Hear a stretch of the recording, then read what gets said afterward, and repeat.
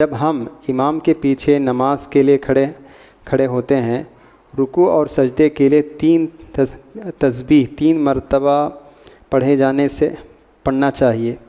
وہ پڑھنے سے پہلے ہی امام صاحب کھڑے ہو جاتے ہیں۔ اس وقت کیا کریں؟ کیا تسبیح مکمل کریں یا امام کے ساتھ کھڑے ہو جائیں؟ تو یہ سوال یہ کر رہے ہیں کہ رکوع میں ہیں یا سجدہ میں ہیں۔ ابھی جو مقتدی ہیں، امام کے پیچھے جو ہیں، ان کو ہم مقتدی کہتے ہیں یا مأموم کہتے ہیں۔ مقتدی ابھی ایک ہی مرتبہ وہ سبحان ربی الاعلیٰ پڑھے ہیں یا سبحان ربی العظیم پڑھے ہیں، تو اتنے میں امام صاحب کھڑے ہو گئے۔ تو کیا کریں؟ تو ہم بھی امام صاحب کے ساتھ کھڑے ہو جائیں یا 3 مرتبہ تسبیح کہہ کر پھر اس کے بعد ہم کھڑے ہونا چاہیے؟ اس کا جواب یہ ہے کہ تسبیح 1 مرتبہ کہنا واجب ہے، 1 مرتبہ کہنا واجب ہے۔ سبحان ربی العظیم 1 مرتبہ آپ رکوع میں پڑھیں تو وہ کافی ہے، لیکن 3 مرتبہ کہنا افضل ہے، مستحب ہے، بہتر ہے۔ اسی طرح سجدہ میں سبحان ربی الاعلیٰ 1 مرتبہ کہنا واجب ہے، لیکن 3 مرتبہ یا اس سے زیادہ مرتبہ کہنا یہ افضل ہے، مستحب ہے۔ تو کم سے کم 1 مرتبہ آپ کہہ چکے ہیں تو پھر امام کے ساتھ کھڑے ہو جانا چاہیے۔ امام صاحب کھڑے ہو گئے ہیں اور پھر بھی آپ اپنے تسبیح مکمل کرنے میں لگے ہوئے ہیں، اور امام صاحب ایک رکوع سے دوسرے رکن کی طرف بھی منتقل ہو گئے ہیں، لیکن پھر بھی آپ تسبیح میں مشغول ہیں، تو یہ درست نہیں ہے۔ اس کی دلیل کیا ہے؟ دلیل یہ ہے کہ اللہ کے رسول صلی اللہ علیہ وسلم فرماتے ہیں انما جعل الامام لیؤتم بہ، کہ امام اسی لیے بنایا جاتا ہے کہ تاکہ تم اس کی اقتداء کرو، اس کی پیروی کرو۔ اللہ کے رسول نے فرمایا وَإِذَا كَبَّرَ فَكَبِّرُوا، جب امام صاحب اللہ اکبر کہتے ہیں تم بھی اللہ اکبر کہو۔ وَإِذَا رَكَعَ فَارْكَعُوا، اور جب وہ رکوع کرتے ہیں تم بھی رکوع کرو۔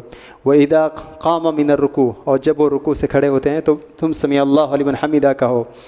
تو اسی طرح جب وہ سجدہ کرتے ہیں تو سجدہ کرو۔ تو اس سے معلوم ہوتا ہے کہ امام کی متابعت، یعنی امام کا فالو کرنا یہ بہت ضروری ہے۔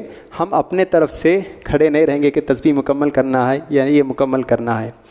اسی طرح ہم امام صاحب سے بھی کہیں گے، الحمدللہ یہاں تو نہیں ہے، بعض دوسرے مساجد میں امام صاحب بہت سپر فاسٹ، آج کل جو ٹرینیں چلتی ہیں نا اس سے بھی زیادہ اگر ہم کہیں تو کہہ سکتے ہیں، تو ایسی تیز رفتاری کے ساتھ جیسے ہی وہ زمین پر اپنا سر رکھتے ہیں سجدہ کے لیے فوراً کہہ دیتے ہیں اللہ اکبر، تو 1 مرتبہ بھی کہنے کا موقع نہیں ہوتا۔ تو ایسا نہیں ہونا چاہیے کہ آپ بھی سکون و اطمینان نماز کا ایک اہم رکن ہے، سکون و اطمینان نماز کا ایک اہم رکن ہے۔ ایک صحابی اللہ کے رسول صلی اللہ علیہ وسلم، ایک صحابی نماز پڑھ رہے تھے اور اتفاق سے اس وقت اللہ کے رسول مسجد میں تھے۔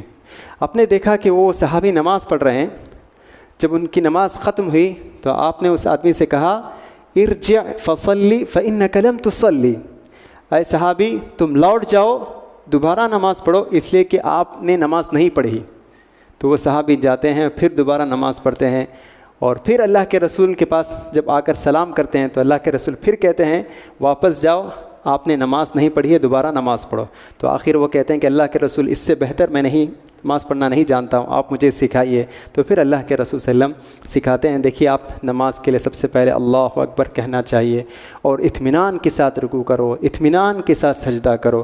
تو اس طرح 3 مرتبہ کم سے کم سبحان ربی العظیم اور سبحان ربی الاعلیٰ کہنے کا وقت سارے لوگوں کو ملنا چاہیے۔